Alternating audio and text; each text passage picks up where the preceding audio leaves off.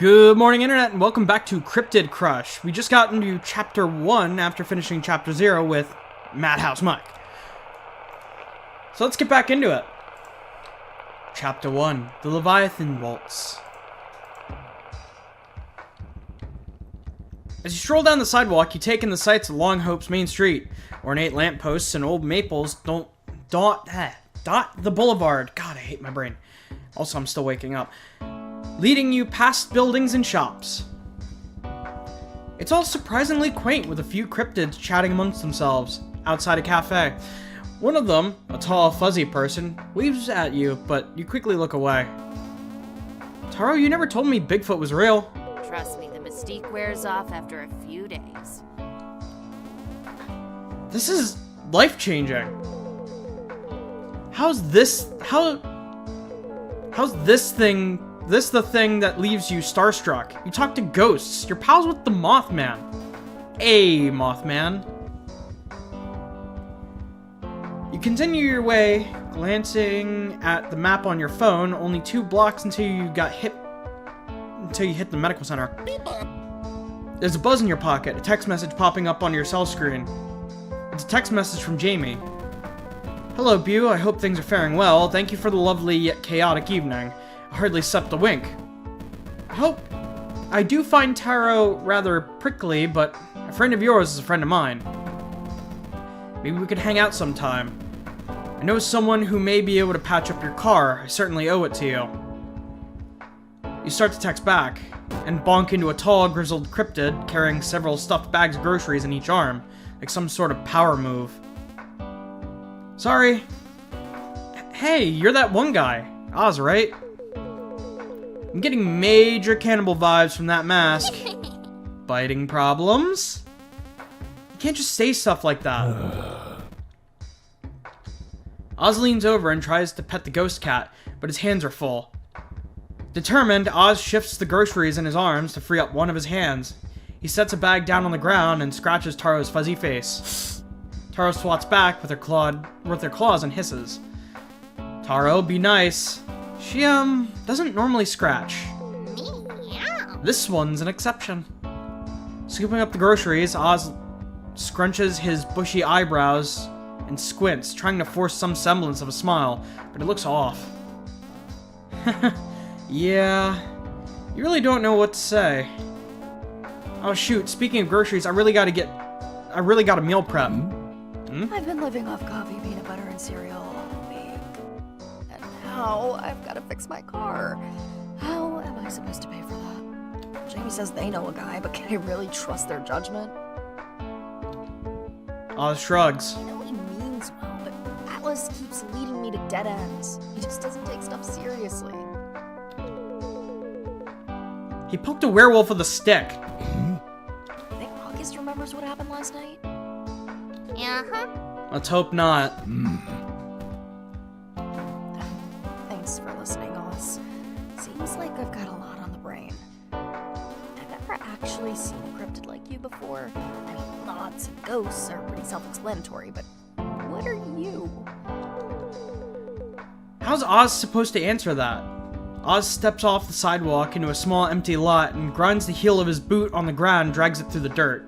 It takes a moment before you realize he's spelling something. Howler. You think for a moment. You're a vampire? Excuse my dear here. Obviously, you're a zombie werewolf. That doesn't make any sense. Oz lets out a hoarse wheeze and walks off. He seems nice. You follow Oz to the Hocus Health Center and Potions and enter to find an unexpectedly cozy atmosphere. God, I need more caffeine. I'm drinking cola as we speak, and yet I'm still dying here. As you walk through the shop, you admire the treasures and knickknacks decorating the stuffed shelves. Hello? Anybody home? The front desk is empty, and Oz is nowhere to be found. Where'd he go? Perhaps I can help. Hopping across the wood panel floor, a large, stark white raven. Edith is caring for another patient and left me in charge. What do we have here? Who's this pasty white morsel? My name's Thursday, at your service. I take it you're looking for the wolf man? He's resting in the east wing, though I threw the breezeway. I'm certain he'd be happy to see you. August is here? There's no way you're ready for that conversation. Totally. Do you have charms to ward off bad dreams? I've got a monster problem. Are you by chance referring to the three-eyed cat? I'm not a monster. Ah, well, don't fret, tall one. I'm certain Edith can craft the perfect charm for that. You go on ahead and I'll let her know what's up. And I'll stay here, where it's safe. Very safe. You go on alone, trudging off into the next building. No big deal, you've talked to people before. I'm more concerned with the cat left with the bird. You slow to a stop at the last room down the hallway. To the room that August is cooped up in. There's muffled yelling coming from the other side. Do you listen? Obviously. I'm great at snooping. I wake up this morning and find you're in the hospital. What's wrong with you? I was in wolf mode. You don't get to use that excuse on me. I'm not making excuses. You don't know what it's like. I think she does, because if I remember correctly, that's your sister. I don't know what it's like.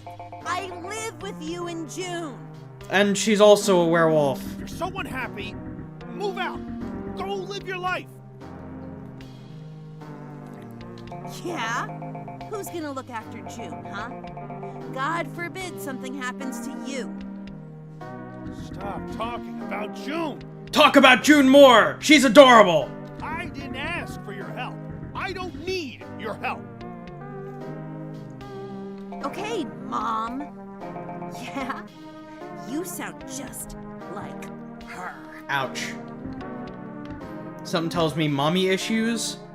Please don't say that, Hazel. Okay, sorry. Jeez. No, it's all right. I shouldn't have yelled. I've gotta go to class. Let me know when you check out. You hear the sound of footsteps coming towards the door. Storming out of the room, a young woman with wild red hair and a black beanie. You forgot to mention her arms that look the width of telephone poles. Jesus Christ. I never actually really noticed that the first time playing through this game. You walk up to August's room and knock on the door. You hear a loud crash and the sound of claws slipping on tile. Huh? Huh? You feel like you're interrupting something. Hey, I wanted to say hi and apologize for running you over. Hey, don't worry. I was already a wreck. Yeah, Yeah, I'm just gonna agree with you on that one. You frown. Just tell me you didn't hear all that. You'd rather not admit you were listening in on private conversation. I'm a great liar, apparently. Nope. I'm guessing that was your sibling? Little sister, yeah. She's got a lot on her plate, with school and family stuff. I can imagine. Have you seen Atlas?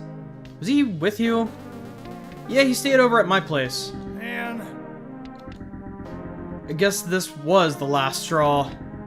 Especially after the Stroganoff incident. The what? You chose to keep that thought to yourself. Atlas doesn't want to listen to me. What should I do? Don't overthink it, do something fun together. Have a heart-to-heart chat. Why not pull him aside and communicate your expectations as roommates? I'm sure it'd make both of you feel better. Talking would be good, yeah. Thanks. So, do you need something? Yeah, your number. No, I'm kidding. August backs away, eyeing the nearby window. I was in the area, so I thought I'd check in. I appreciate it. I should be heading home before lunch. That fast?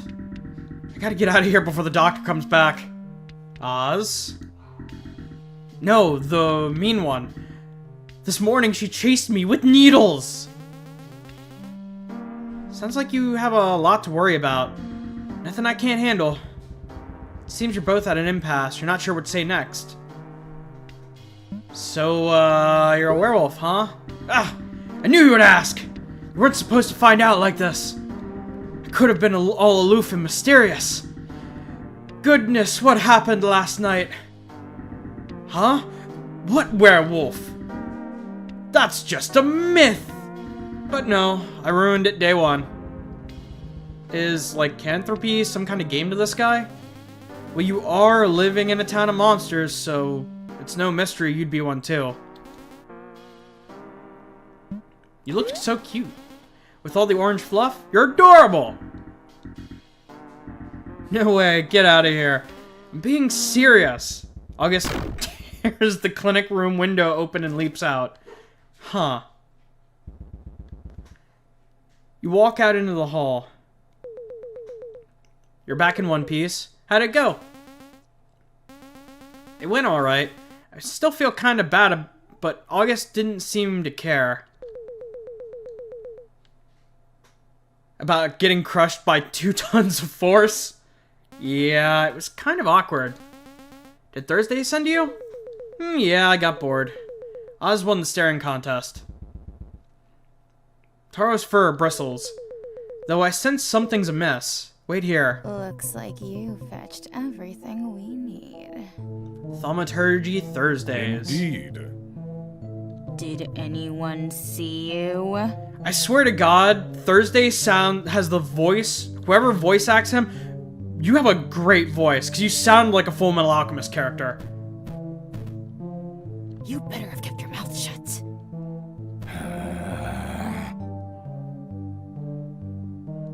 Shoot. Sorry, I didn't mean to. Oh, excuse me for a moment. Seems my dog is screaming at the door.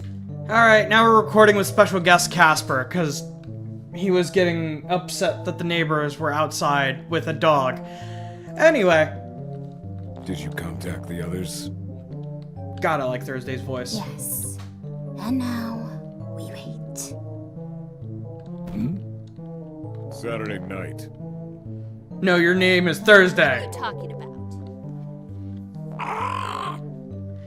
It's nothing! Uh-huh. Nothing, huh? What's going on this weekend? Ozzy. Get her.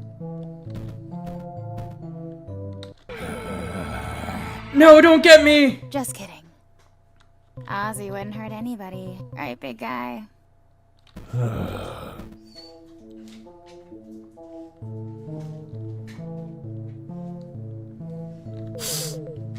Ugh, whatever. You're all the worst.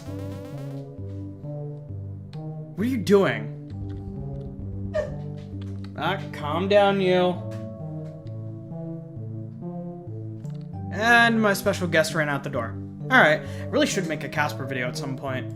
Anyway, Oz scrambles backwards as you approach. Howdy, human. You're the one who put the Wolfman in the hospital? Huh, that's brutal. Not on purpose. It was a freak accident. No need to be bashful, I understand. This town must be awfully dangerous for a human, with us monsters looking around. Are you really a doctor? I'm wearing the coat, aren't I? Anyways, I'm Edith. This is my shop. I don't trust her. But Madhouse trusts her, I think. So, little birdie told me you were having nightmares. That's me! I love that face. Here, this should help. Edith tosses you a twinkly charm bracelet made of beads. It's tacky as hell, but you can't tell what it's... You can tell it's made with care. Isn't it cute? I love making these things. I like it. Thanks. Ugly. Look, kitty cat. I know it's kitschy, but that thing's travel-sized protection spell. What does it do? Well, it's a charm that protects you. That face. How much do I owe you? No, let's just say you owe me a favor. Money doesn't do much for me. Oh, alright, if you're sure. Speak for yourself, Edith. I love money. Oz nods in agreement. Ignore them. Thursday thinks anything shiny is gold. Oz, well, who knows. So you three work together? We're associates. Youch, that's it. You just have to ask. Do I do what's with the name Thursday, or what's between you two? What's between you two, really? Hey, perfect persuasion. Like I said, we're associates. Harsh. I got Ozzy out of an awful situation, now he works for me. Running errands and collecting favors. Like a henchman? Yeah, sure, if he's into it. I like the fact that he immediately, like, cringed at that. Seriously though, you better get out of here. This is cutting into my lunch break.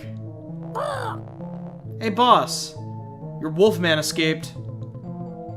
Don't word it like that. Taro, what happened back there? You seemed startled. Edith sicked her lapdog on me. Seriously? Don't worry, you didn't stand a chance against me. You're adorable.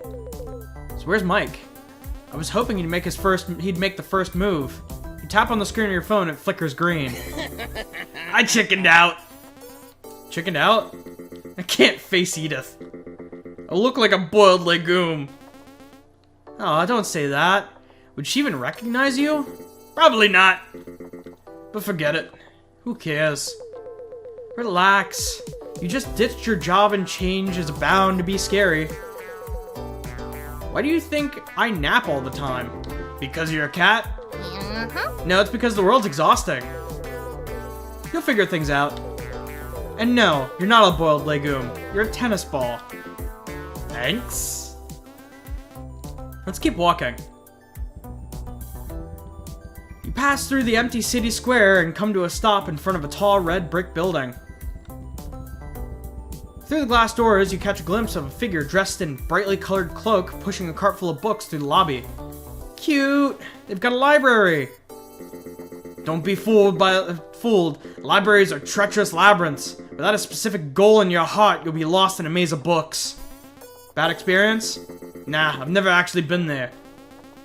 Let's check it out. Entering the lobby, you're welcomed by a hushed peace and contemplative quiet. The front desk is tucked off to the side, unmanned. The other side is a framed map of the library layout. The map makes it appear much larger on the than the outside would lead you to believe. So where to first? The town archives. No Minotaur can find us in there. They might have an article about me. You might have to be relevant for that. You walk down a set of stairs to the dark section off area labeled archives. Shelves lined in a small space. A table rests in the center of the room, covered in scattered papers, notebooks, and diaries. Looks like somebody had the same idea. Yeah, and they left a mess. Let's take a look around, maybe put some things back. I'm on it. You sort through some books and papers on the table. Several things catch your eye. The first of which being an open newspaper. The O'Malley Monster, a menace on campus. As if final weeks couldn't get any worse, there's been reports of a monster roaming the school grounds. Not just any monster, but a wild-eyed, ragged beast with iron teeth and a wail like a tornado siren. One student claims they saw muddy handprints track through the co-ed dorms. Campus security brushed it off as a lost black bear. But last I checked, bears don't have dorm keys. Professors are scared. Freshmen are petrified, and the howling hasn't stopped. How is anybody supposed to wrap up the fall semester with a monster running amok? On my take, this is some elaborate prank by some loser looking for attention. Try not to give it to him. You turn the page and see a rough photograph of a monster peering from behind a half-open window. Hey, passed a focus check. You return to the main pile, checking if anything else might interest you. Werewolf and new magics, citizens of the underworld, Anomalium, your phone, Anomalium. Humans talk. They talk a lot. And whether it be their own volition or a cacophony of wills, someone is bound to listen. Most revel in the act of playing the part. It's why they're here, after all, while others choose to flee, ultimately rejecting the wishes of humankind and living cut off from the world. These outsiders are called cryptids, elusive anomalies shaped by the world's whispers, perhaps born from a dying god's prayer or a tear in reality. Interesting. It's an interesting way to put it. You return to the main pile, checking if anything else might interest you. Citizens of the Underworld. Aha! A hefty textbook catches your eye, a black tome etched with gold and red thread. Lucky find. You pluck the black book off the shelf and admire the handiwork. The face of a large bat, a jaw agape, delicately embroidered on the tome's face. The edge of each page dyed a shiny red. Citizens of the Underworld. Devils are considered high-class, haughty demon subtype. Much like their vampire counterparts, devils hunger for life force and tend to keep themselves. Unlike vampires, however, devils are known for their horns and wings, both requiring proper care with the right tools can be styled. That is adorable! Gold horn etching and antler jewelry are rather popular among young devils. Do be careful, if a horn is snapped, the break is painful and permanent. Good to know. Let's hope that doesn't happen to Jamie. Book yanks itself out of your hands and slams shut. Failure. You know what? Roll one more time. Okay, success.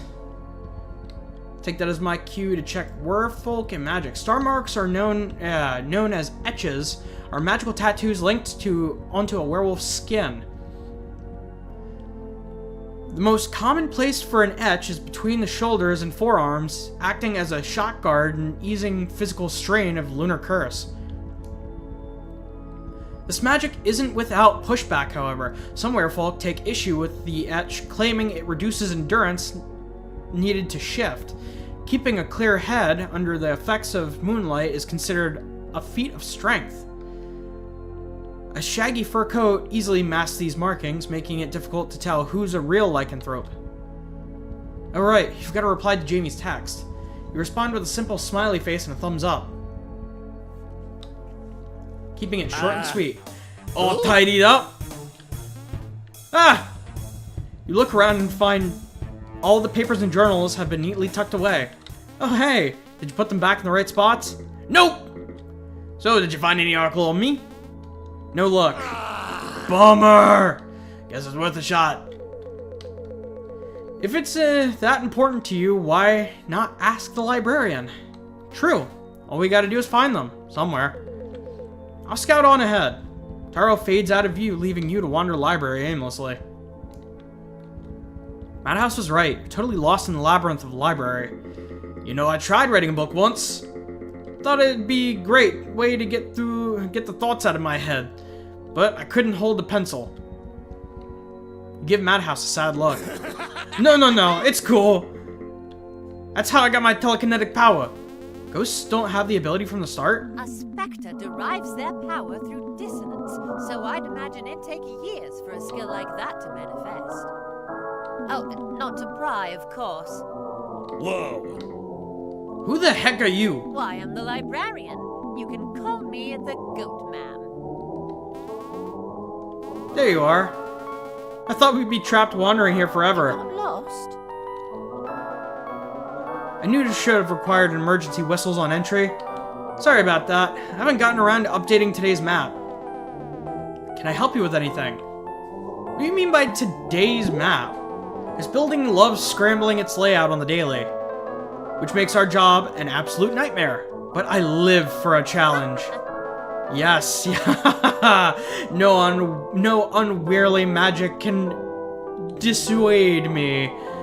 So don't hesitate to ask for directions. Gotcha. What are you? Why, I'm the dreadful and fearsome devil. I'm a dreadful and fearsome devil. You can tell by my lovely wings and horns. Or what's left of them, anyway. Isn't Jamie a devil? I think so. What do you know about ghosts? Most specters love passively wreaking havoc, quietly but just enough to irritate you. But if you manage to befriend one, they're great for countering the summer heat. And they glow in the dark when they're happy. Isn't that adorable? Gosh, I'm a little jealous. Let me guide you rascals back to the front desk. Goat Ma'am takes you through the library, ducking and weaving through the aisles. She's fast. Psst. Would you ask the nice lady how to get my body back? Your body? Ew, not that one. Sure, I'm desperate, but I'm not enough to warrant crimes against nature. Well, if we had enough toothpicks, I could sculpt you something out of lime jelly. You would do that for me? Goat Ma'am, how would a rogue ghost go about regaining, let's say, their limbs? Necromancy is out of my jurisdiction, dear. Not like that. Oh, thank goodness. Is there a way to, like, glue them back together?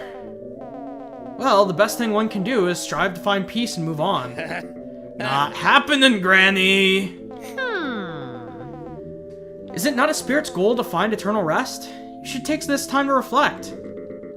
Never mind. Let's get me a necromancer. Aren't you a silly one? Let me get you kids some helpful pamphlets. Strolling out of the library, you flip through the pamphlets the Goat Ma'am gave you. How to Punch Ghosts, Phantom Hunger Pains, Share the Abyss, Life in Ectoplasm. These are all terrible. Actually, open up that last one. Sounds interesting. You unfold the ectoplasmic pamphlet, and Mike begins to quietly read over your shoulder. Let's find a place to sit and read these. Now I'm invested. I think we passed a cafe back there. Perfect. The ghost blips back into your phone, leaving you to turn around and nod along, skimming through the self-improvement for the undead. Entering the cafe, you're greeted with the sharp air of roasted coffee and funky choral music that doesn't suit the atmosphere at all. Not that you're one to judge, everyone has their odd music tastes. You're just here for a chair and a bite to eat. Are you in line? Standing towards the counter, bundled up, is a bundled-up cryptid, hunched over a tiny coffee cup dressed in layers of warm clothes and fuzzy hat to match. The droning music suddenly cuts to a peppy folk I playlist. was hoping to change my order, but I think Longhope's coffee is just bad. Like, look at this. It's crap. Just useless, warm brown water. You shuffle past the disgruntled cryptid as the disgruntled cryptid leaves the shop. Welcome. What would you like to order? Abyssal cold brew is half off. Jamie, the Starbucks worker! Jamie? The towering demon freezes up on the spot, their cheeks flushing bright blue. No. Please, look away. Oh. Begone, human.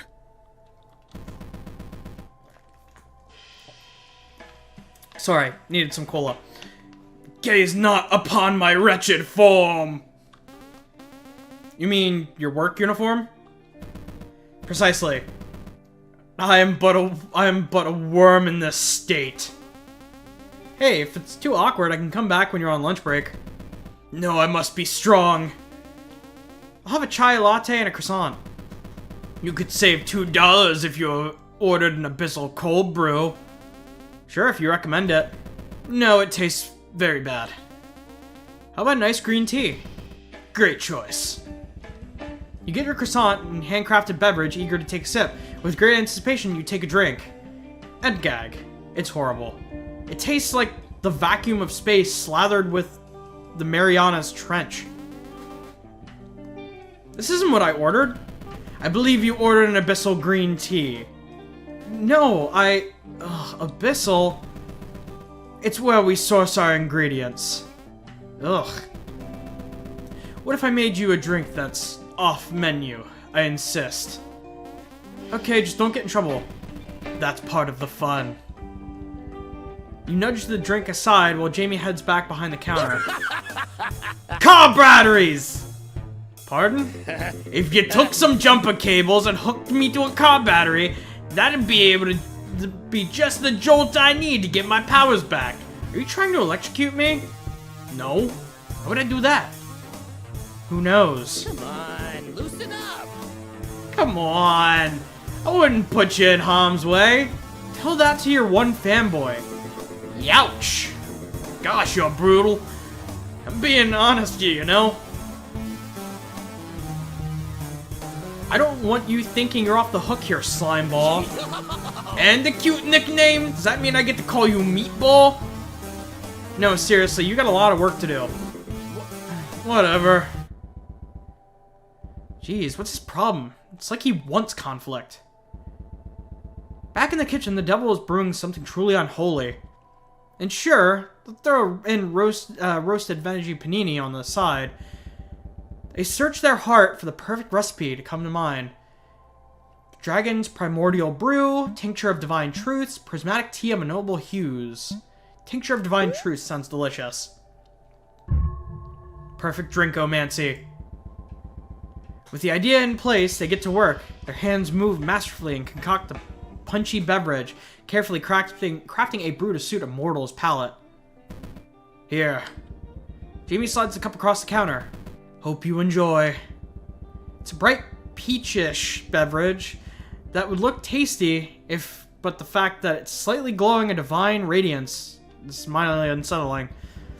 You look up at Jamie, who stares back at you expectantly. Surely, if they're confident in it, you should be too. It's rich. Almost like hot cider with apple and lemon. It fills you with a mellow warmth, like any good tea should. Yum! You give Jamie your thanks and leave the cafe. You head outside and find the perfect bench to rest upon. With sustenance in hand, you decide to crack open the trove of pamphlets you were given. Each of them seemed to be about self-defense. Kind of strange that Goatmam's first thought would be on how to use your brawn, guts, and occult to kick ass. But to each their own. Maybe you could use if anything like that madhouse debacle happens again. You could take a nap right about now. Maybe go stew leech on Life Force. It'd explain why these two are so clingy. Leaning back, you unfold your arms and bow your head, letting your eyes flutter closed. It's a nice feeling. It's nice feeling needed. Even if it's for cat food. There you are! Speak of the devil herself. Taro! You left me to rot. That googly-eyed goat wouldn't stop asking me questions. Ooh, a three-eyed cat. I've never heard of a guardian angel. May I hold your little paws? Not with those creepy mage hands. Oh no! I'm sorry for wandering off without you, Taro. I figured you wanted to go off and do your own thing. Typically, yes, but on my own terms. Now carry me. You scoop up Taro, give Atlas a call. He's always been your go-to guy for anything, really.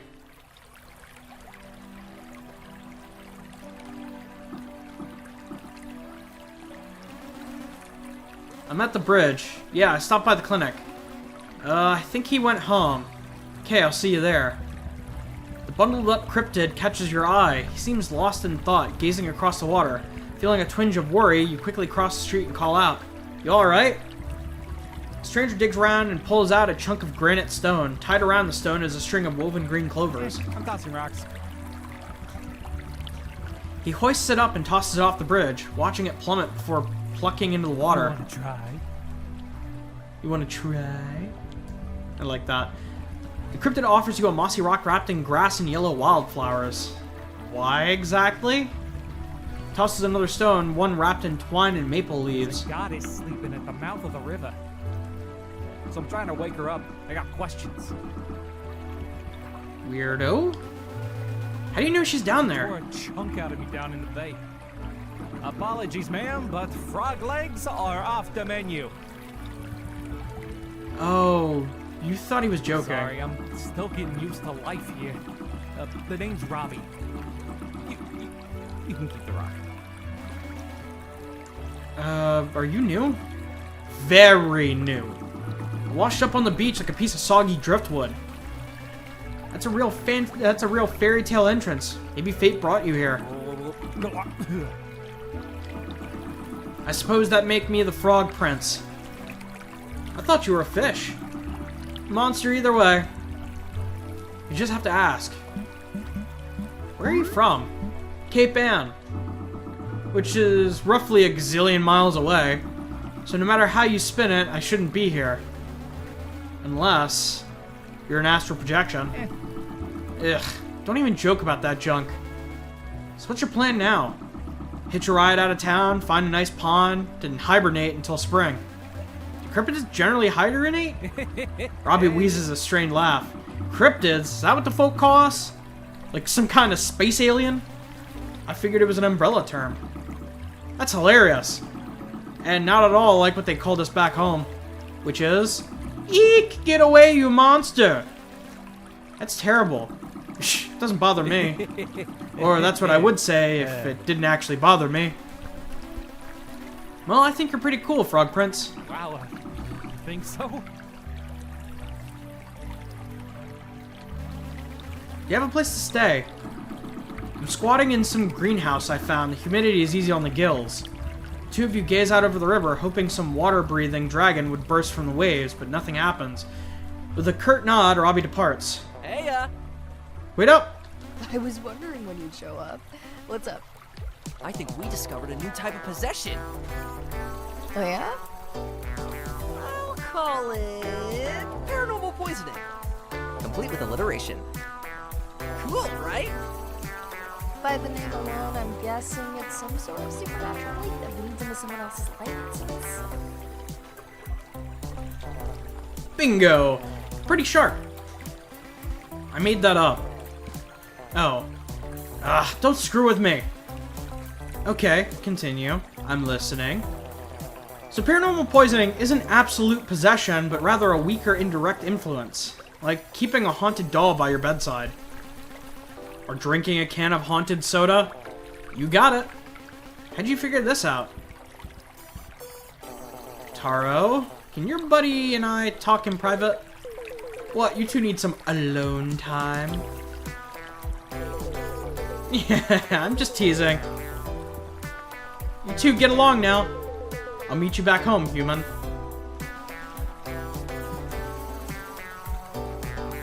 And she's gone. What'd you want to tell me? Well, when I close my eyes, this happens.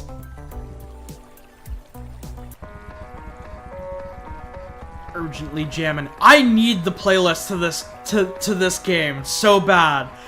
This is a banger beat. There are a good couple banger beats in here.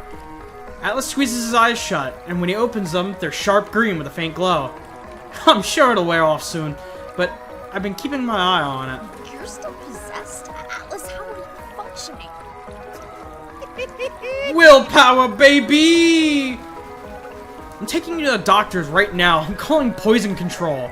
No, chillax. Let's not pass up this glorious opportunity. I've got to show you what I can do with this first. Fine, but I'm not happy about it. Booyah! I knew you'd understand. I'm gonna lose it. So wanna join me and look around town?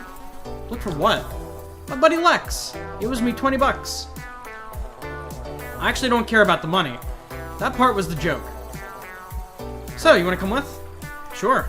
Be a good catch-up. Great! Let's go!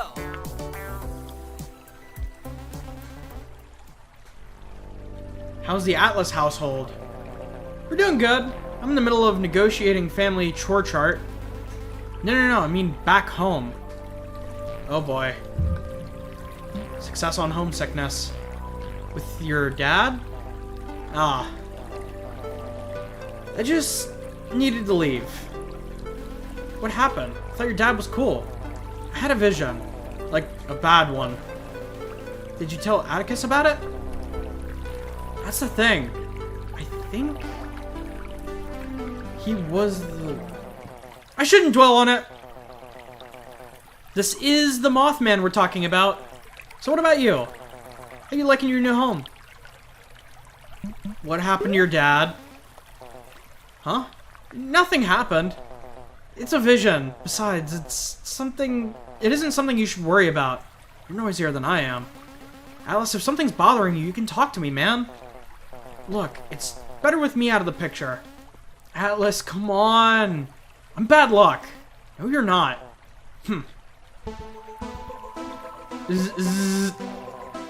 Pardon me. Alice turns away and plucks his phone out of his neck fluff. Just August. Atlas, where were you? Jeez, could you talk any louder? Slept in. Yeah, I was gonna call you. Do you need a change of clothes? Alright, I'll be home for dinner, okay? And now I'm out of cola. Sorry about that. Dude, I can't believe you're living with him. Jealous? A tiny bit. You and I are neighbors. It's basically planet roommates. This is true. Besides, I'd be a terrible roommate for you. I'm loud and I hardly sleep and I'm super grouchy. But those are the things I like about you. Yeah, because you're not living with me. True. Seriously, you're looking for my dumbass brother, not me. I don't know you squat. So get lost before I kick your ass, old man. Oh, combat.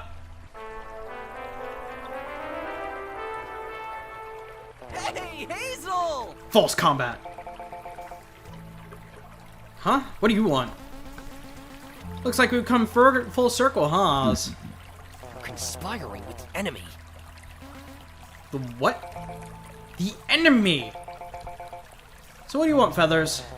You're gonna be late for dinner. I'm staying at a friend's place. Did you at least let August know? Nah, he can shove it. Oh, jeez, what happened? Gus was a total unapologetic crybaby at the hospital. Literally freaked out at me for being worried about his stupid ass. It's ticking me off. Love that cat face, by the way. He seemed pretty on edge when I stopped by. Jeez, I'm glad I don't have siblings. Most of us aren't so lucky. That's not true. I'm just annoyed. I getcha. Sometimes Bu and I argue. But we always work it out. Usually. So you're Bu. Heard a lot about you. We can talk to Gus together. Then you can blame everything on me. Thanks, bro. Hazel walks away. She called me bro. Hey. I'm gonna head home, but thanks for today. And for letting me crash at your place. Atlas zips up into the air and soars away. You wrap up the day with a nature walk around the lake. Strolling behind your apartment, you follow the footpath cutting through the thick brush leading down to the water. The sun begins to set over the mountains. You hear waves lap against the shore and feel a cold breeze nip at your ears. The temperature certainly drops around nightfall. You walk the rocky shore, taking in the scenery as you go. Maybe it's nature's charm talking to you, but you feel at peace. A pair of leather boots sit at the water's edge, a rolled up piece of paper poking out of one of the shoes. You wander over and examine the misplaced gear. Did somebody lose these? You lean down and snatch up the parchment out of the boot. Unfolding it, the makeshift scroll, you realize it's a torn page from a wordy textbook. Certain passages are circled in red pen. It's no treasure map, rather a passage describing an aquatic monsters across the world. This could be a clue! Your adventurous spirit declares, hastily crafting a wild story behind the misplaced boots. Kersploosh! With a gasp, you see a sleek, shimmering emerald tail breach the water. You scramble for your phone. There's no way that's a whale. It's gotta be her. How'd she stray away so far from home? Does she look like the picture in the books? The tail sways a moment before sinking back into the waves. With a wistful sigh, you stuff your hands in your coat pockets and head back. After returning home, Atlas tucks himself away in the attic to work away at the broken down radio. Or at a broken down radio. Some time passes, and soon after, there's a knock at Mothman's door. I saved you a plate in the fridge since you didn't come down for dinner. Oh, sorry, I lost track of time. What are you doing? Trying to get this friggin' radio to work? Want me to take a crack at it? Don't break it. August sits on the edge of Atlas's bed and folds his arms behind his head before he falls back on the comforter. Probably right. I'm sorry about last night. I should have stayed with you when you were hurt. It's okay. I was rather unpleasant back there. August seems hesitant, his words hiding what he really is feeling. Think you could run some errands while I'm out tomorrow? I need you to pick up some fabric and then swing by the pharmacy for me. Sounds boring. Consider it a second chance after last night's kerfuffle. I mean, it is kinda, sorta, slightly your fault for trusting a scatterbrain. Don't say that, Atlas. Sorry. I like having you around. You just gotta step it up. Set a good example. So no more all-nighters, got it? Yeah, sure. When you wear shirts that actually fit. Ha! I come downstairs. June wants to show you the jigsaw puzzle she's been working on. Hey, Gus? August glances over his shoulder as Atlas holds out the portable radio in his wings. Could you fix this, please? I'll see what I can do. The two make their way downstairs. You return home and are greeted by a happy Taro. You scratch under the cat's chin and rub as she rubs her face against your open palm. Following your usual evening routine, you fix yourself dinner and settle down for the night. Finally, in the bed, you find yourself twiddling a charm bracelet between your fingers. You had been gifted. You roll onto your back and examine the wooden beads. Wonder if this thing will actually work. Tuck the charm under your pillow. Taro floats down and tucks her little paws under her belly, her third eye staying wide open as she dozes off. Cat loaf. Some time passes and a voice cuts through the dark. You still awake? Yeah? What's on your mind? So I was thinking. I bet you I was a musician before all this. A real star chasing his dreams on the West Coast. I fought skeezy managers, threw parties, and... You were probably a prom DJ before Elkhorn Station. I would never. You snicker. What about you? What pays the trespassing fines? I worked at an electronics store and part-time at some seasonal haunted house. Also, I've never been caught, so shush. Haunted house, huh? What, you like theater, kid, or something? Man, kid. I played the tuba. Oh my gosh, me too! Probably. What did you play? Oh, you know Madhouse. Madhouse is a bad guitar guy. But the sky's the limit when you're making shit up. You really don't remember anything? Nothing outside of the station. But that's okay. I feel like we're close to a breakthrough here. I had fun today. So thanks. Night, band geek. Good night, Rockstar. You finally drift off to sleep. You sit alone on the far end of your old overgrown yard, staring out into the woods past the overgrowth. You hug your knees to your chest and wipe tears from your eyes, sniffling. Hey! A pair of bright red eyes peer out from the bushes ahead. You don't respond. What's up? Nothing. Ducking and weaving through the brush is Atlas, looking rather scrappy in his overalls and torn open boots. Do you like my new shoes? They don't fit. Exactly. It's so I can still grab stuff. Alice picks up a stick between his talons and swishes it around. Want to see me draw? Okay. The moth drags the stick through the dirt and scrawls something out, all while standing on one foot. Ta-da! You look down at the drawing and see two shakily drawn stick figures holding hands. One figure has big eyes and feelers. You and me? Atlas looks rather proud of himself. You're just trying to make me feel better. Is it working? What's the matter? Nobody believes me. Believes what? That you're real. Everyone says, ooh, you're playing around, you're playing pretend. That's just your imaginary friend. The photo. Didn't you take my picture? It's too blurry. Hopping across the ground, Atlas flops onto the fallen log and next to you. Sounds like you need more proof. He digs around and plucks a feather from his neck fluff. This should do the trick. A feather? Everybody's gonna think you're a crow. You hear leaves rustling and heavy footsteps marching through the dense forest behind you.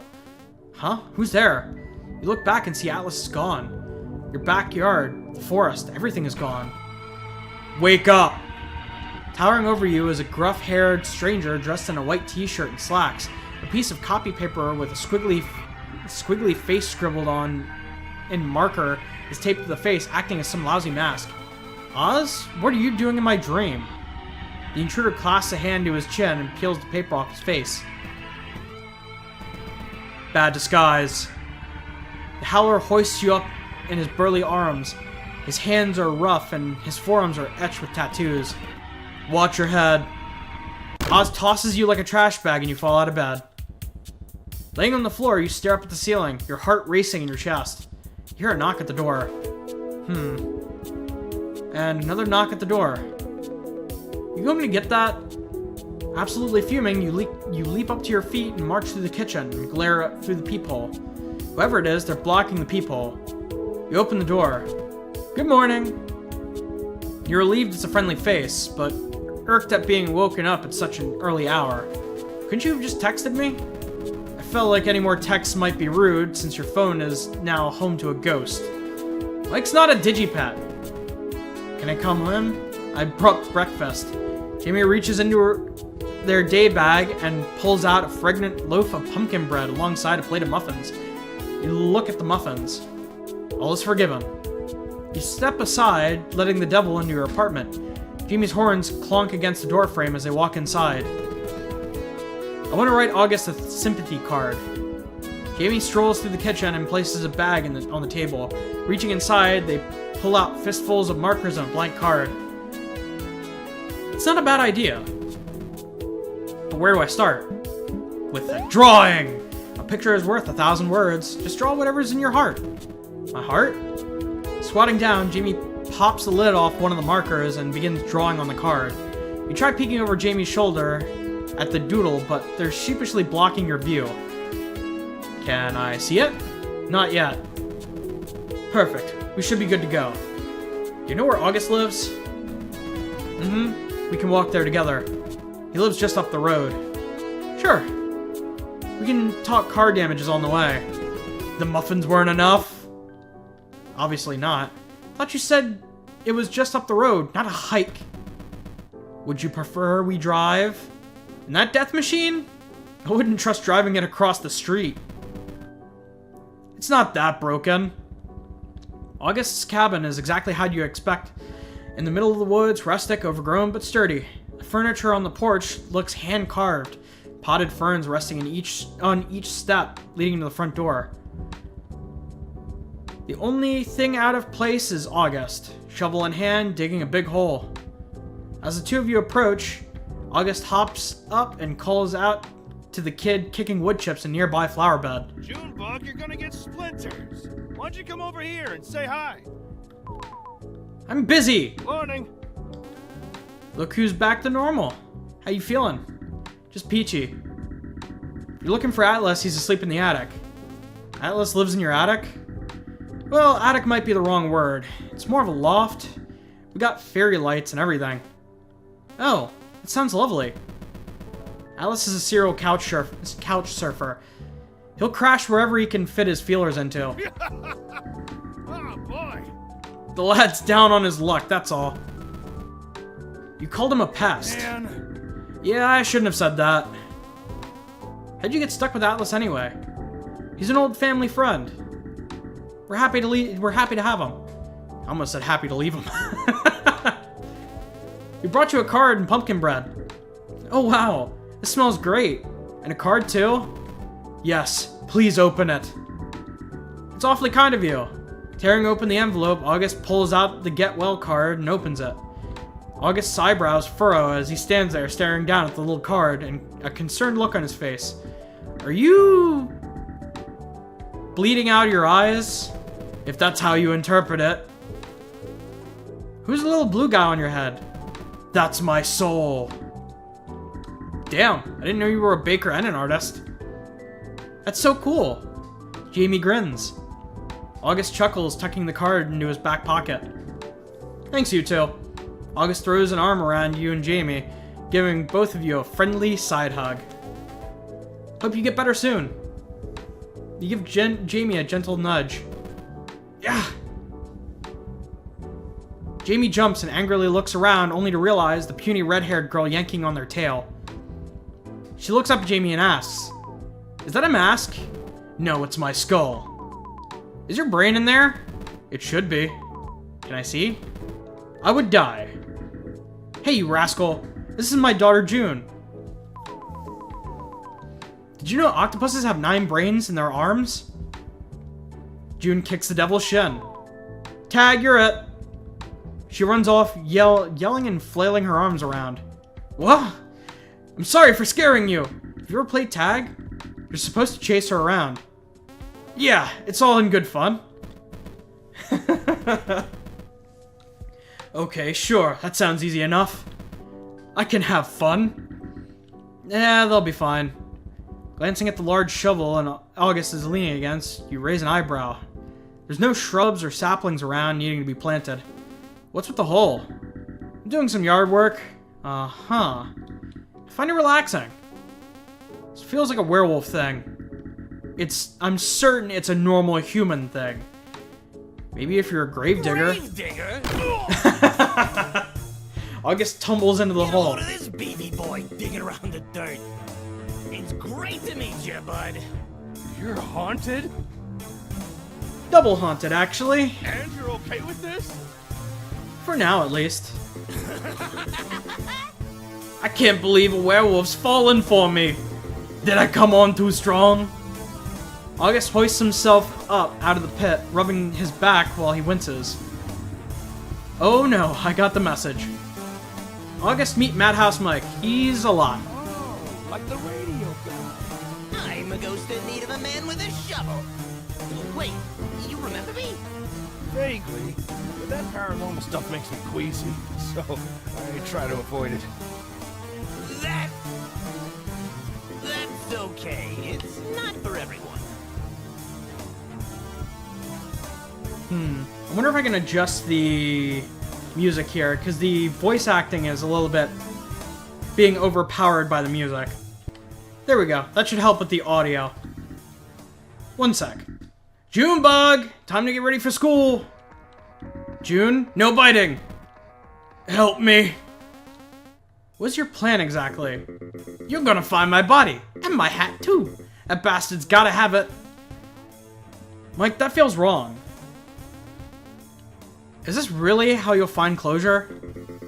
Sure, if closure involves shovels and felonies. We're not doing that. Fine. I'll do it myself. Give me a phone. I'm not giving you my phone. Urgh. Okay. Look, Mike, I know you're desperate, but you can't force people to do what you want. Like drinking poison. You've got a lot of nerve, meatball. Seriously, though, is Atlas okay? It's alright, but why don't you ask him? Just shove me in a meat grinder. Don't be so dramatic, dude. If you apologize, I'm sure it'd clear the air. Meat grinder! Ugh. Well, thanks for stopping by, you three. Not a problem.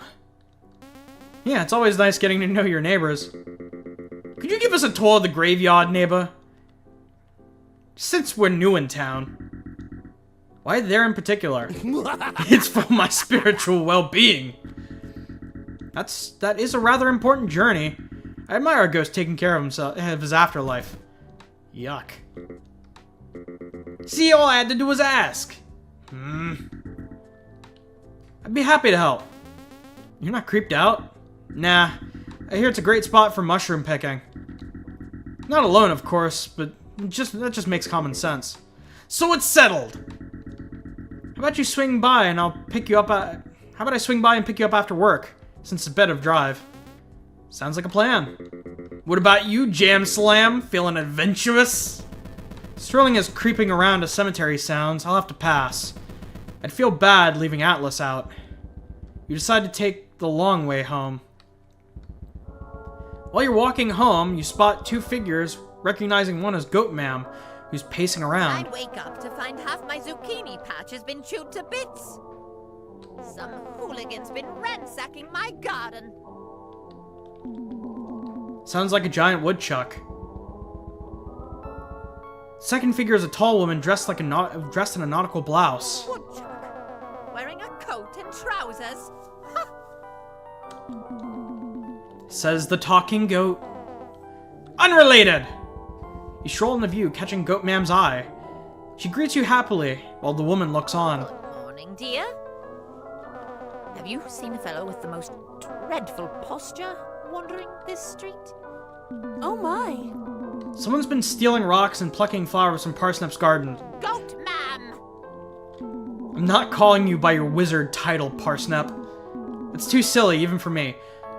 Parsnip, the goat ma'am, really reminds me of, like, post-Chapter 1 Asriel, which I think makes her probably the internet's favorite.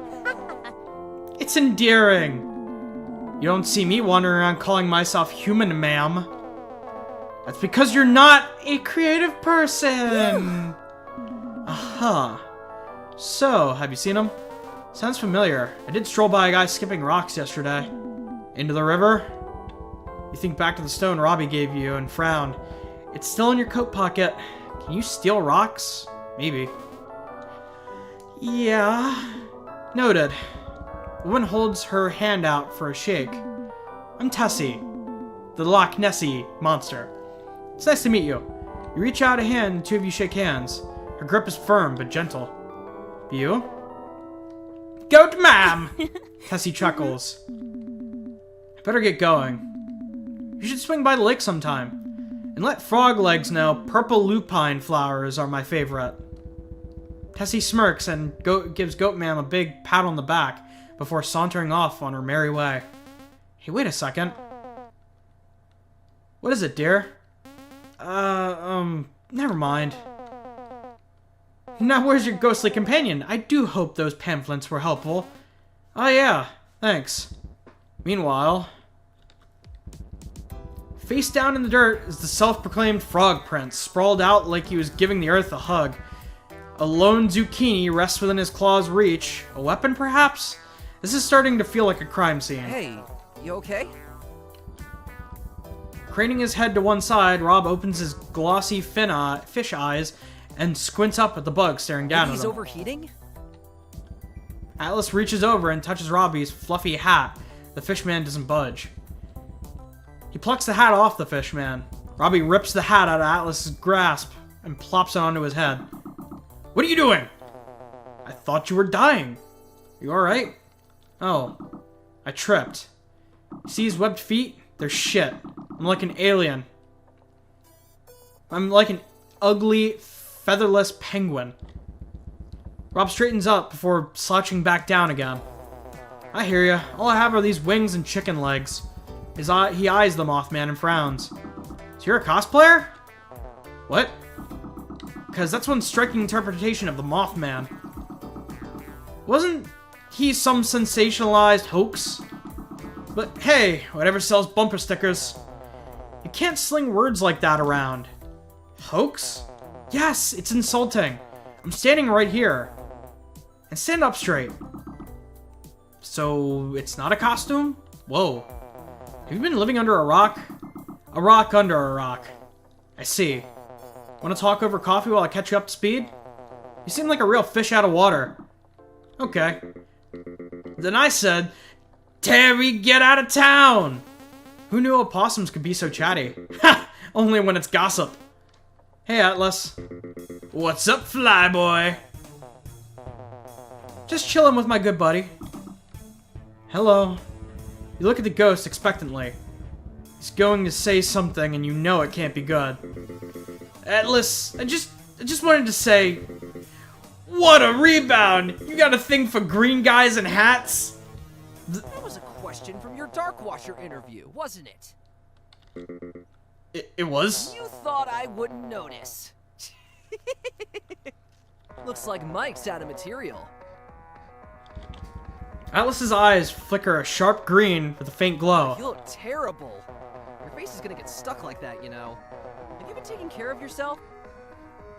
Oh, I know! A riddle would perk you right up. I think whenever Atlas switches to, like, possessed mode, he ends up developing some of Mike's personality. Because even Mike can't handle his own personality. Is this a prank? No. Then piss off! You got it, boss. Atlas! Yeah, you're gonna want to call a doctor for this guy. Or a priest. I do it myself, but I can't figure out how to open doors. With a yelp, Atlas's eyes twitch and shift back to bright red. We're taking you to a clinic. Rob, get him. Bad idea. You know Edith experiments on people, right? In the hospital basement? No way. So unless you want to see me pinned up to a corkboard, I advise against it. I don't know. It feels like a stretch. Do you have any proof? I dare you to sneak down there and see for yourself. Sounds boring. I'm interested in phantoms, not Frankensteins. What if you visited Goat Ma'am? She knows a thing or two about ghosts. That's not a bad idea. You should donate Madhouse to her, a collection of antiquity. No. Don't worry, I'm just joking. I'll talk to Goat Ma'am after I run some errands. Gotta prove I'm the greatest stay-at-home rat man around. Lest I be banished from the crawl space. Taking a page from Taro's playbook, you spend the afternoon loafing around the house. After a lazy dinner, you wander outside where you meet up with August. August drives a blue pickup truck plastered in scatter shots of feel-good bumper stickers. Someone scrawled "Wash Me" on the dusty back window. The interior is littered with crayons and coloring books, a cup of mystery soda, and a single palm tree air freshener is dangling off the rear view mirror. Gotta remember to breathe when I'm reading. You slide into the passenger seat and the back cushion suddenly drops, giving you a mini heart attack. August quickly grabs the seat and snaps it back into place. Sorry, I forgot I broke that. How? Gus, why does your license plate say Beach Babe? Don't worry about it. Do you have an AUX cord? No, but you can check my CD stash under the sun visor. You flip the visor down and start digging through August's music collection. Oh, it's gotten awfully bright all of a sudden. Someone must have turned a light on. The CDs are much easier to read. Classical music, spa ambiance, baby sing-along songs. You don't want to listen to any of this.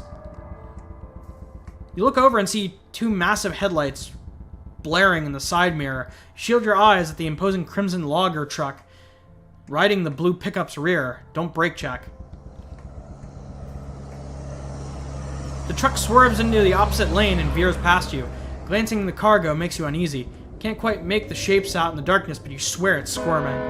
August shoves his hand out the driver window and flips the truck off as it disappears into the bend. The pickup rolls through the graveyard's broken gates, its headlights beaming across the abandoned lot. The three of you hop out, and August twirls his jangly card keys strung on a seashell lanyard. He whistles. Whew! Not driving back that way. We could have been steamrolled. Gravel crunches under your shoes, your flashlight shining over the mossy headstones.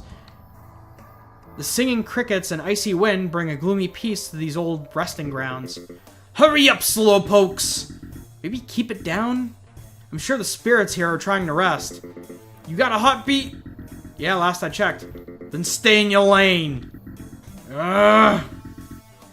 Yeah, sure, I mean, you're the ghost here. Oh, bug off! Gus is trying to help you. Did he bring the shovels? We're not doing that. I'm starting to doubt this spiritual well-being thing. What do you actually want, Mike?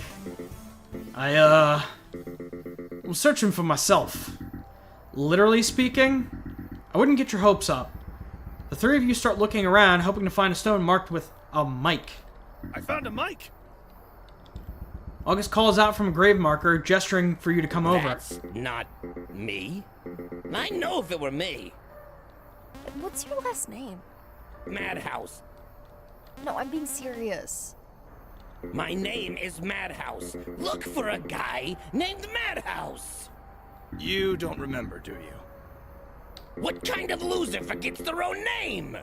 You kind of loser. Let's come back when we've got more information. You want to leave? It's getting pretty late. Then let's split up. We'll cover more ground that way. Madhouse blinks out of sight. Be careful. I want to go home.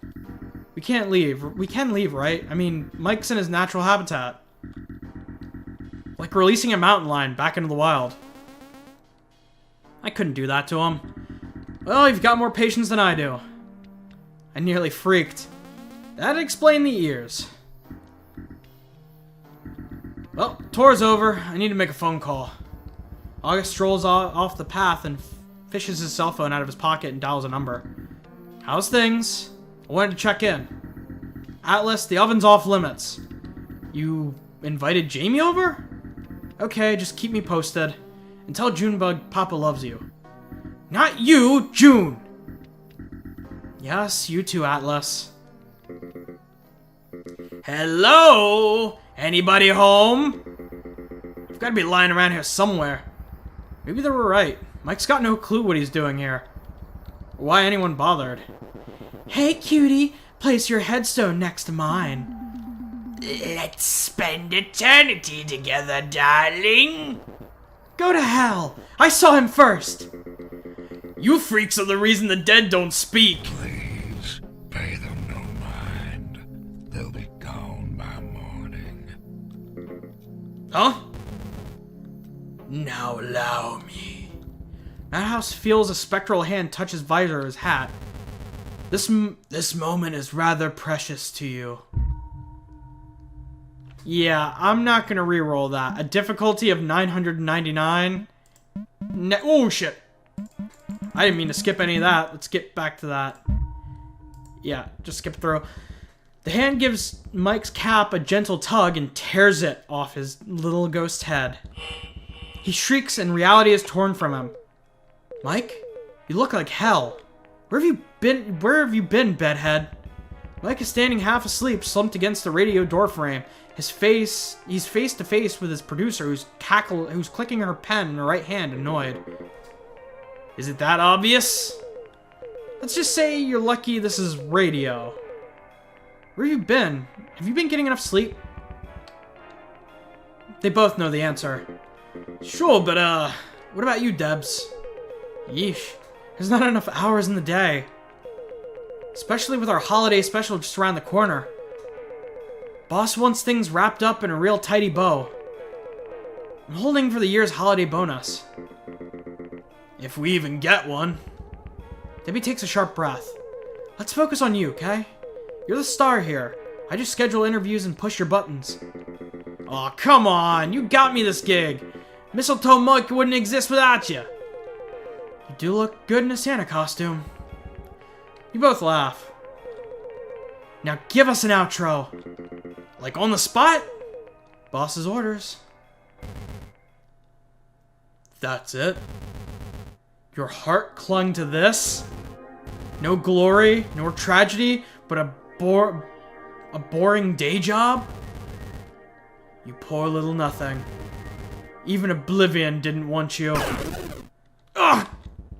Madhouse chokes, straining his eyes straining against the crushing grip of his invisible foe. He squeezes his eyes shut and blinks back to your phone.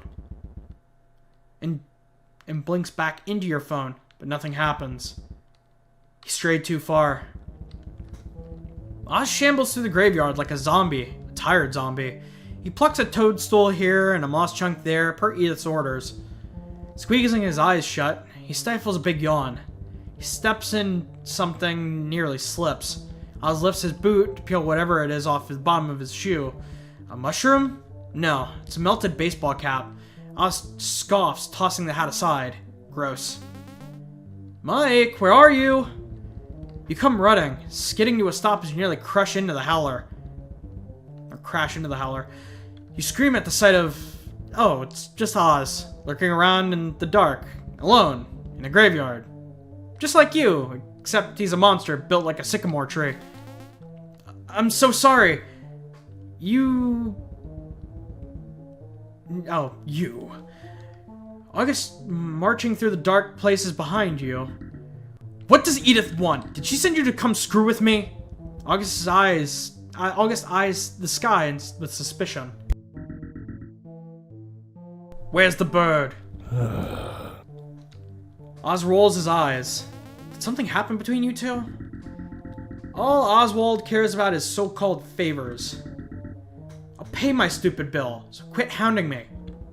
Oz lifts a finger and August pauses mid-rant. Oh, you go ahead.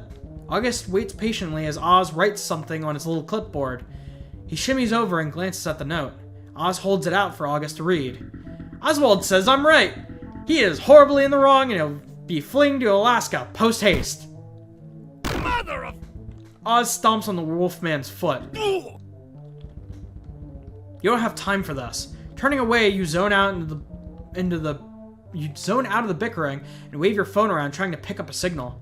A red splotch catches your eye. Strolling over, you squat down and pluck a hat off the ground. It's Madhouse's hat. It's hot in your hands, crackling with supernatural energy. Guys? An eerie hush falls over the resting grounds. You look back and find the two cryptids brawling like monsters. Oz lunges, aiming for the wolfman's neck. The sleek face mask blocks his... Oz lunges, aiming for the wolfman's neck, but the sleek face mask blocks his bite. As August retaliates by chomping the Howler's arm, shaking him out like a chew toy. What the hell are you doing? We're not supposed to be fighting each other. August! The face that he's making while on the arm of Oz. August spits out the Howler's arm of his mouth with a disgruntled whine.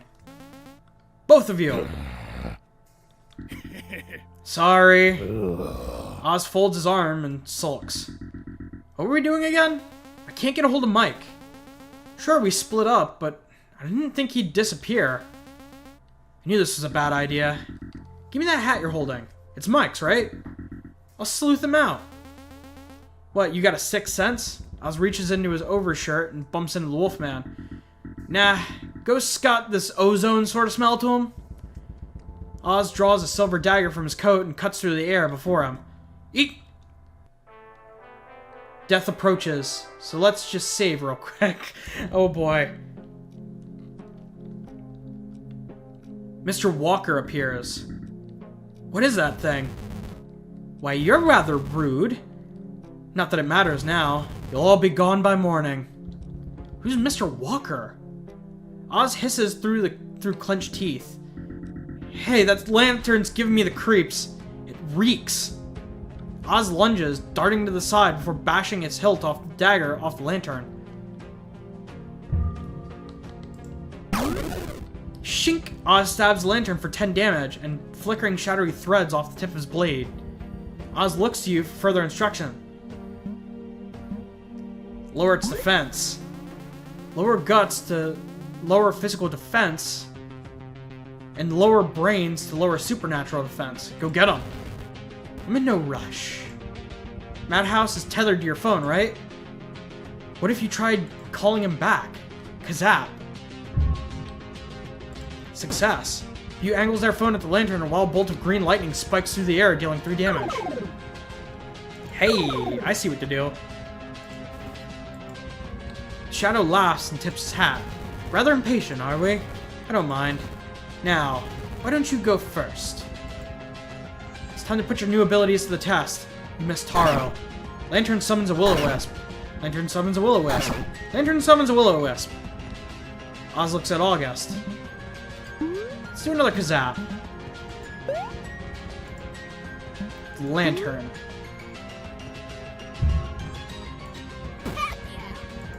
Shoots a burst of electricity. Brawn decreased by 2. Lantern brains decreased by 2. Oz looks at August. Zap the lamp again. I think I can get it with like some Seer's Brains attack. Lantern. Success. Brawn is lowered by Brawn is minimized. Current -6. Brains is minimized. Current -2. August is frozen for 1 damage. Clinging fog. Reroll that shit. Damn. Just gonna have to take it. August is horrified. Mr. Walker cuts out the lights. Reroll that shit. Success. Spectral hands shove painful memories into the forefront of your mind. With a sharp breath, Oz wipes his eyes. The wisps fade. Mr. Walker fuels the lantern so that it can act sooner. Mr. Walker slashes at Oz. Just gonna have to take it, Oz. 3 piercing damage, that ain't too bad. Brains lowered by 1, currently +1. Let's go, August. He can't attack because he's scared. Let's do... Stab that lantern. Success. Stabs the lantern for 1 damage. Preparing to attack. Brace yourself for the worst. August, you back in bed? No, of course you're not. But we'll get you ready for a bite back. Guts current -2. He's ready to bite back. Finds some courage. Now he's got his courage back. Walker is preparing to attack. Look at Oz nervously. Come on, August. Onslaught on that friggin' lantern. Success. August goes wild. Takes 1 damage. Takes 1 damage. Blessed by the moon's silver light. Recovers 2 health. Unfrozen. But I beat the clinging fog, so I'm not terrified. Walker slashes at August. Just gonna have to take it. Guts lowered by... Fuels the lantern so it can act sooner. Mysterious Claw. Gotta reroll that. Don't want that thing killing me. Thank God. You ducks out of the way.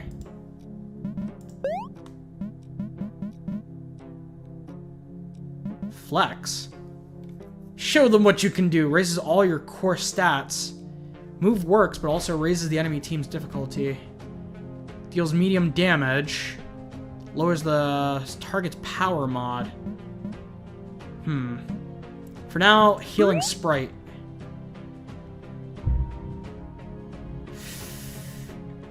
Reroll, we need it. Success, thank God. Party is healed in a moment of relief. Brains is lowered by 1. Guts is lowered by 1. You look to August nervously. August. Lantern. There we go. August goes wild, taking 1 damage, taking 1 damage. Blessed by the moon's silver light, gains 2 health. Oz wants to bite August.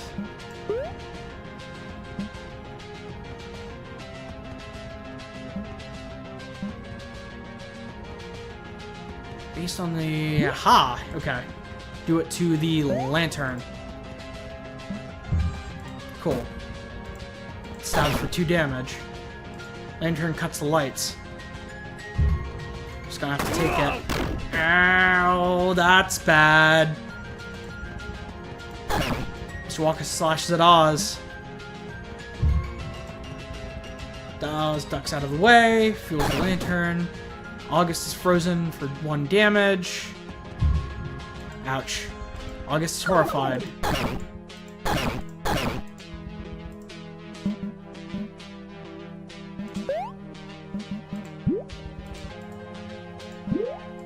Zap the lantern.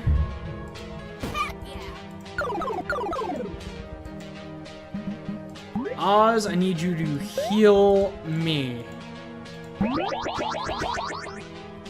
Pats him on the back. Roll mod is currently increased by 3. August found his courage. No, of course not. But prepare for a bite back.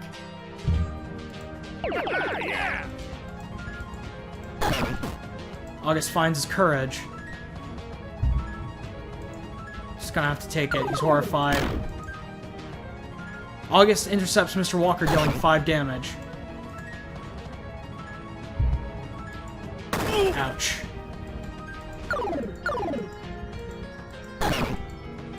Mr. Walker cuts out the lights. Nope, not taking another one of these.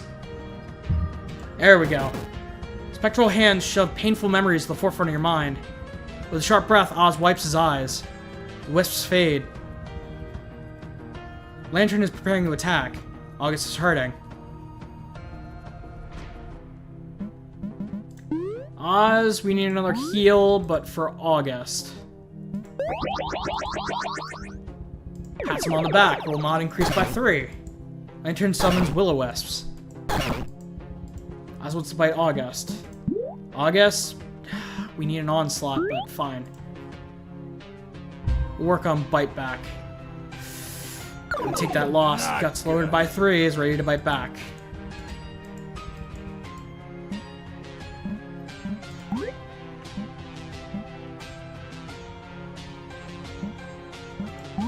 Silver stab, the lantern. Need to take out this lantern real bad. Stabs lantern for 1 damage.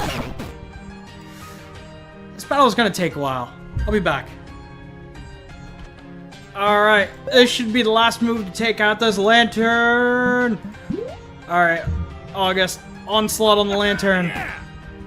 2, 4. Oh, come on. You literally just needed to do one more hit.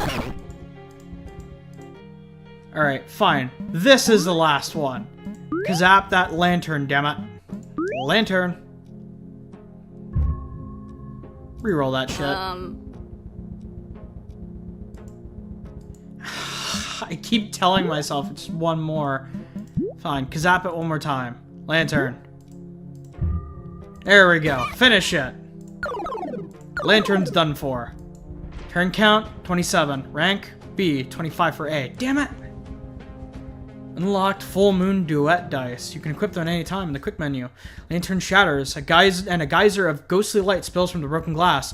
With a wail, the shadow shields its face from the flash, and just like that, disappears. Today's my last day, Mike. I'm moving to Seattle. The last day? But the season hasn't wrapped. Debbie can't just leave. Why didn't you tell me? Why did I give him Surfer Bro? God, I need sleep. Alright. I didn't want you to quit just because of me. You know I can't do this without you. If you go, I go. Oh man, don't be like that. You gotta hold down the fort, okay? Turning away, Debbie reaches into her backpack. Here, I wanted you to have this. Debbie holds out a small box wrapped in festive paper and ribbons. A tag noted, "To the host I owe the most." It's taped to the side, little hearts. Cheesy. It's a bit early for gift exchange, Debs. Yeah, I'd rather save on shipping. Mike takes the gift and slides it open. Inside is a simple red cap, horns sewn to the crown. The embroidery is not the best. It was hell fading, matching the thread, but... It was hell finding matching thread, but I had fun making it. You made this? After examining the hat, like some sort of rare specimen, Mike twirls it around and plops it onto his head. I love it! It's decent at best. Debbie playfully elbows the host's shoulder and cracks a grin. Tossing the gift box to the side, the two hug. There's a moment of ease before Debbie swats the red cap off of Mike's head and catches it in her own hand. Can I get an outro? Like one on the spot? She hands the hat back. If you got one. Call me King Tut, cause that's a wrap. Now close the casket and watch out for the spike traps. Yeah, you still got it. Raise hell for me, Kay. Bright green hand shoots out of the shattered lantern. It slaps down and grabs a mossy headstone. Madhouse drags himself through the dirt, gasping and coughing up ectoplasm. His cap is gone. He's okay! I'll give you some space. You brush past the two cryptids and your boots kicking up pebbles as you run to the phantom. Don't look at me! Mike recoils as you approach, shielding his face from your prying eyes. You turn around. What am I going to do with you? You could smash your phone. That'd be a smart move. I wouldn't dream of it. Are you hurt? No, you can thank Team Fido for that. That's a relief. I shouldn't have ditched y'all. I thought I was done for. How'd you get your body back? I did some self-reflecting. Looks like Granny was right. But don't go thinking y'all got rid of me just yet. Not before I learned bass guitar. Did you always have horns? On my hat, sure, but that asshole stole it. You mean this hat that was stolen? You hold out the crumbled red cap, the bleeding ectoplasm. Madhouse hesitates before taking it off your hands. It's covered in dirt and wolf hair. Thanks for saving it. He forces the hat over his head.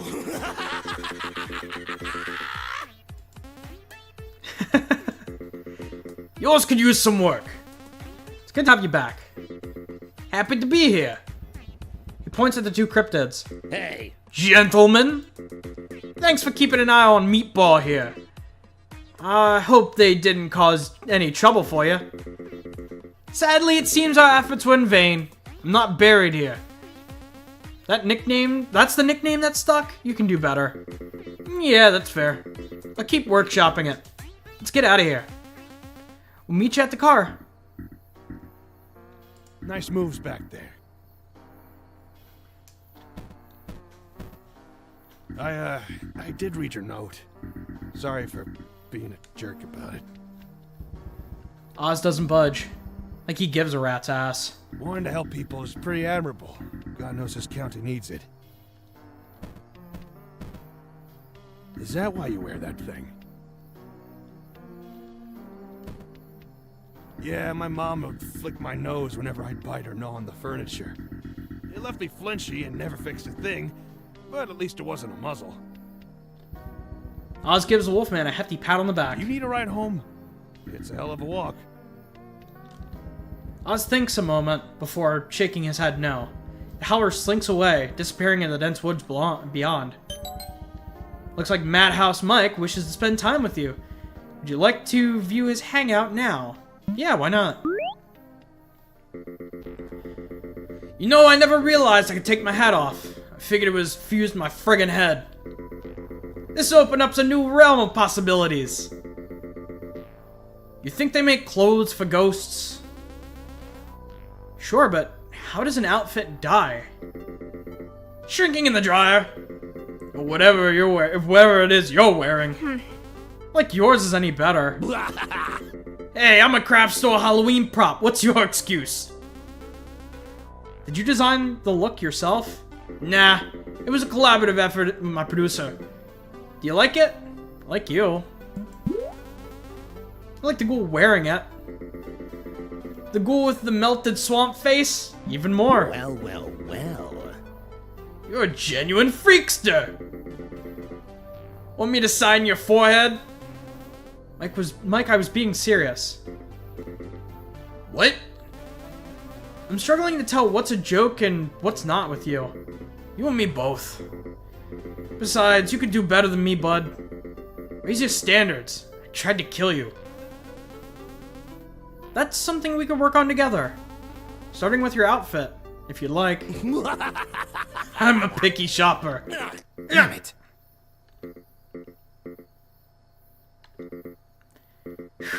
I'm exhausted. Like, really exhausted. Like, really. You scoop up Madhouse out of the air and hold him in your arms. He's soft and slightly gummy to the touch, and chilled like a scoop of soft serve. A jolt of electricity buzzes up your arms and as your hand brushes his cheek. What's this guy made out of? Mike, I really meant it. He fell asleep just like that. So much for being a ball of ferocious energy. The drive home is rather cramped. August, you were so brave out there. I never knew you were a fighter. Yeah, no, my caveman brain took over the first sign of trouble. But you were weirdly calm the whole time. What gives? Yeah, you get used to it. Alice and I got into a lot of trouble back in the day. Back in the day? Kid, you're in your 20s. And I haven't achieved anything. Mike snores, sleeping in the back seat. Dude, how are you so put together? Like, how do you have a house and a family already? Good or bad luck, I guess. Had to grow up fast. Family wanted me married and out of the house. The marriage bit didn't work out, and now I'm here. I'm flattered you think I'm put together. Wouldn't worry about all the achievement stuff. Life's about having good times with good folks. Which I'd say you're on the right track. The side door of Edith's shop creaks open. The lumbering howler ducking inside, rubbing his sore arm. You're late. Edith flicks on the light. And you're empty-handed. Oh, relax. It's no wonder you're going gray. I was talking about your hair, Ozzy. There's a mess downstairs. I need you to clean it up. I'm going to bed. Help yourself to the cheesecake in the fridge when you're finished. After wishing everyone a good night and a quick shower, you collapse into bed. Atlas shoots you a text. Want to call before bed? Maybe for a bet. What's up? There he is, playing with the ghost abilities. Heard you and Augie lurked around around the graveyard. How'd it go? I found a hat and punched a lamp. It was good. You sure? You don't sound too good. I don't know. I'm starting to feel out of place. How so? Take a wild guess. Hey, nobody thinks of you that way. Cryptid or not, you got a place here. And you got me. Besides, you could always ask August to bite you. That sounds painful, so no. Good, cause he got all upset when I asked. Something about responsibility, family, tradition, or whatever. I was like, so you're saying I'm not part of the family? Then he was like, no, you'd probably die. What a killjoy. You stifle a yawn. Well, I'm gonna head to bed. Sweet dreams. Good night, Atlas. You set your phone aside and close your eyes. Resting on your nightstand. Madhouse yawns, throwing his arm above his head. For a big stretch, he leans to one side, then to the other, then slides off his office chair, and it's getting late. He walks through the messy office and looks down at his feet. He's missing a shoe. What's this feeling? There's a drumming in his ears, a dull ache in his back. His chest rises and falls in this mechanical rhythm. Breathing? Yeah, that's what they call it. Breathing. Madhouse staggers to the bathroom. He shoves the door open, slaps his hand on the wall, feeling around for a light switch. Holy crap. There's a stranger in the mirror. A ghastly, hideous creature made of meat, hair, and bone. It follows his every move and thinks his every thought. A shriek escapes the young man's throat, terror twisting his stomach in knots. He staggers back, clutching his head in his hands, and collapses. You're lying in a field of wild grass, gazing at the sky sprinkled with clouds. With luck, it'll rain, so you can run out of in your boots and raincoat, even if Atlas hates his wet feathers. You could lend him your umbrella. Want to look for frogs tomorrow? I'd love to. Atlas stands over you, dressed in cut jeans and a torn flannel. His older, far too old for rain boots and frog hunting. Wait. Far too old for rain boots and frog hunting. My bad. May I sit with you? Oh, yeah. The moth folds his wings and flops onto his back, gazing up at the clouds. Sorry for frightening you like that. Like, in general? No, never mind. Feels real, doesn't it? This place, a meadow sculpted from memory. Perfect down to the rocks and soil. My teachers always said I had a vibrant imagination. I envy that. Moth sits up. My memories of the surface are fading. But you, daydreamer, have stirred my heart. Atlas, is this a bit? Don't screw with me, man. Ah, the Mothman.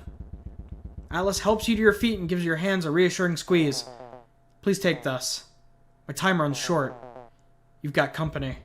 A crumpled $20 bill appears in your hand. You glance down at the money, and when you look up, Atlas is gone. A scream rattles the landscape. A figure plummets from the clouds and hits the ground. He sits up with a start. A waterfall of red spilling from his crown. You scream. What? Where? What's this flowery shit? Smearing blood off his face, the man struggles to his feet and starts wobbling towards you like a newborn fawn. You know what? Help him out. Is that a cap and nightgown? Hilarious! He notes your worried expression. What's up with the weird look? Mike? What happened to you? Oh, yeah, I cracked my head on a toilet bowl. You an angel? Is this heaven? You rush to the man's side and catch him as he teeters over. He's hurt. No, this is bad. You need to wake up. Mike rests his head on your shoulder. I'll be fine. So you sure you're not an angel? Want to see the pearly gates that badly? There's no going back from that. Who cares? The world's friggin' moved on without me. I know how that feels. But you gotta keep trying. Tomorrow's a new day. Fine. I'm not gonna be happy about it.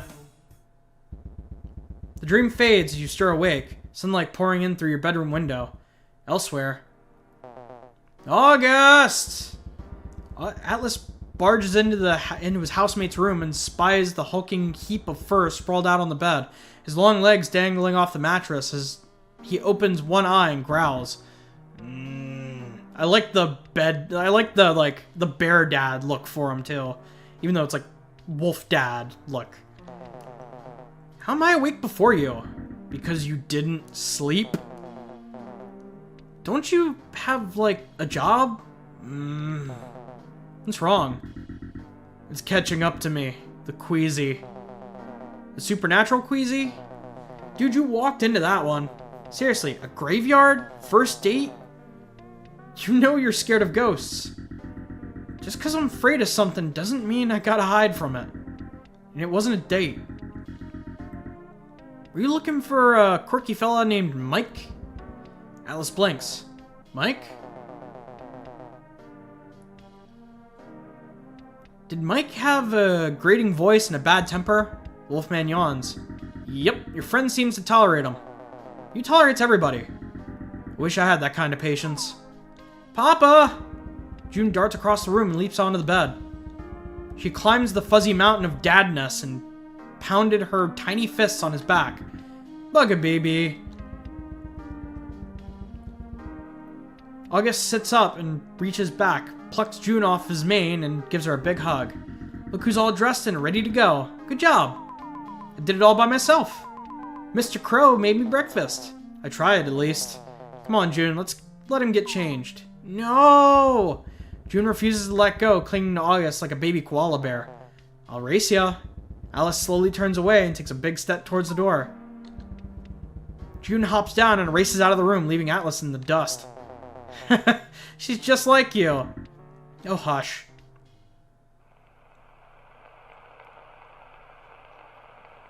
And that's the end of chapter 1. Alright, I should leave this video here. I think I'm going to go chapter to chapter. This is a long game, even for an unfinished product. Anyway, hope you guys enjoyed the video. Hope to see you in the next one. Later.